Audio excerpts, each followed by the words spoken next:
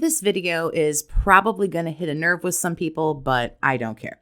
I want to talk about why it seems like the narcissist downgrades with their new source of supply after they discard you. I want to talk about, is it a downgrade? Why does this happen? Sometimes it seems like a downgrade, sometimes it doesn't. And really, why do so many of us care when really we shouldn't? So here we go. I think many people wonder a lot about the new supply. Some of you don't. I know. I'll hear all about it in the comments about how you're better than everyone else because you don't think about it. If you don't, good for you. But I truly believe you're in the minority if you don't. So this might not be the video for you. It's okay. However, I think most highly empathic and possibly codependent people care about who the narcissist moves on with, especially when we're the ones who have been discarded. It hurts more when you're left for somebody else than if you are the one who does the walking away. Don't get me wrong, though, that part really hurts too. So why does it seem like the narcissist downgrades? I kind of want to split these up and talk about different downgrade possibilities because everything with a narcissist is very situational. And a lot of times, if they do downgrade with their new source of supply, it has a lot to do with how the relationship with you ended. So I'm going to kind of pull this apart a little bit. There are a couple of things that will happen that will cause a narc to downgrade when they discard you. They throw you away and they move on. More often than not, what happens when you're discarded and all of a sudden there's a downgrade of new supply, that happens completely by accident. This is especially true if you were primary supply. Primary supply is not easy to replace. The narc thinks they made a good pick. They did all the proper testing and grooming, and it looks like a good jump, very viable source of supply. But lo and behold, the narc goes right from the frying pan and into the fire. This person either sorts them out too quickly or the narc gets bored. Something happens. It really doesn't matter one way or the other what goes wrong, but something does. And it's truly a downgrade because it falls apart so quickly. Now the narc has nothing, and I don't think they ever really see that coming. Another way a downgrade might happen, which is kind of hard to fathom, you would think they wouldn't walk away unless they knew something would work out, but it's kind of something I call the pick-me-up. The pick-me-up supply is always a downgrade. They're not meant to be long-term to begin with. This is something the narc picks up as a rebound, to have something as they seek out different supply. A narc leaves you, has a fling that lasts 3 months, something like that. That's a pick-me-up, while they're searching for a new primary source.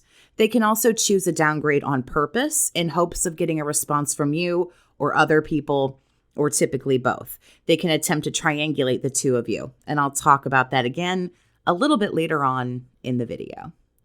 If you'd like help and support for a narcissistic relationship that you're in right now, or if you feel like you need some help healing from a narcissistic relationship that you've gone through, I invite you to email BookAChatWithJess@gmail.com to set up private chats and coaching sessions with me.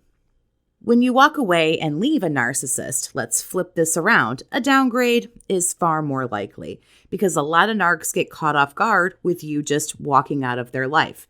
Narcissists have huge egos. We know this. So you walking away is not even in their scope of possible things that could happen.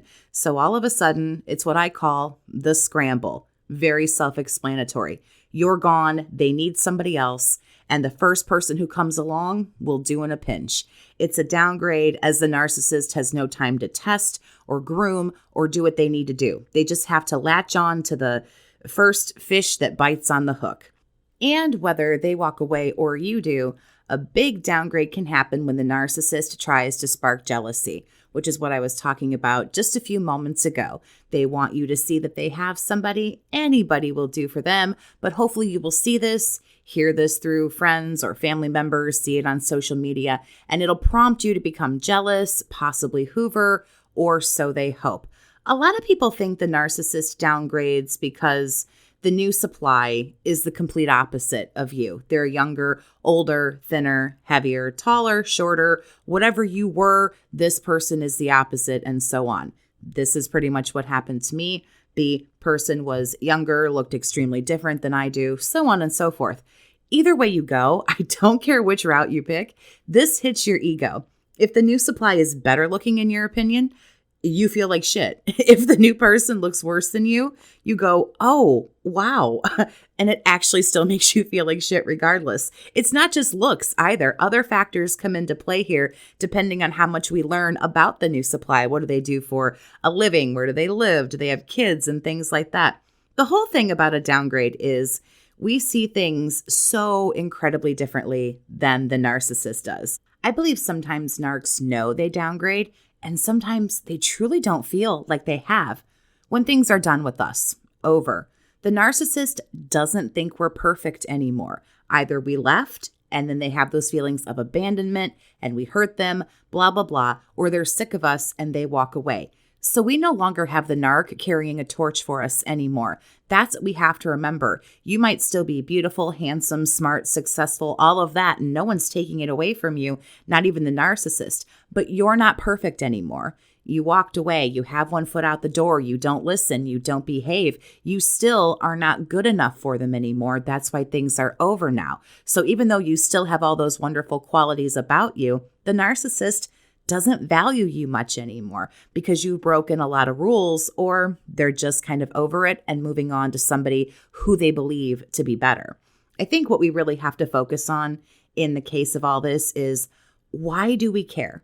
Why do we compare ourselves to the new supply? Why are we so curious about them and all of this stuff? We have to focus on us because we will never be in the mind of a narcissist. We'll never know why they choose who they choose, or when or why or how. We'll never know. And I guarantee even if they told us, we wouldn't believe them anyway, because you can't trust somebody like this any further than you can throw them.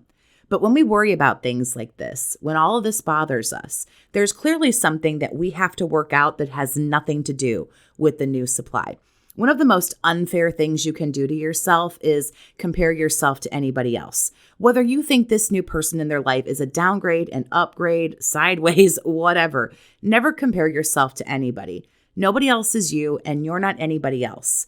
The truth is, none of it even matters with a narcissist. They could find the most wonderful people, and most of them do, many times over. They find wonderful, beautiful, handsome, successful, so on and so forth people over and over again, and they shit all over it. Think about celebrities.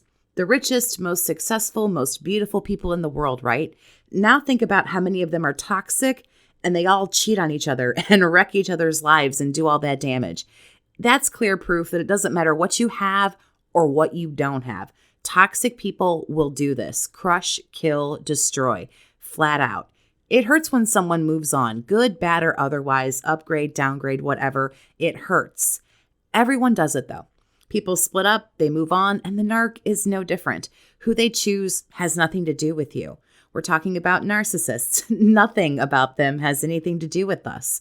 It is always going to be about them. For some reason, and it's usually a reason we never know about, they seem to think that this person is better. Or if they don't necessarily think it's better, they're going to keep what they have and continue to move forward. They don't want to revert back to old supply. We don't work, they know why we don't work, and they need to keep moving forward.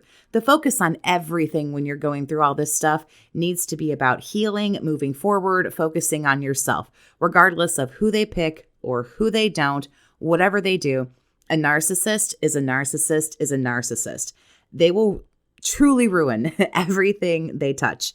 I'll tell you something that my mom told me about my narcissistic father a long time ago. She said, Jessie, everything your dad touches turns to shit. And you know what? She was pretty much right. So tell me about the upgrade, downgrade, whatever down in the comments if you would like to do that. Thank you so much for listening to my off-the-cuff ramble here. I just kind of had to get this all out. It was something I've been thinking about for a while. So again, thanks for listening. Have a great day, Survivor, and take care of yourself.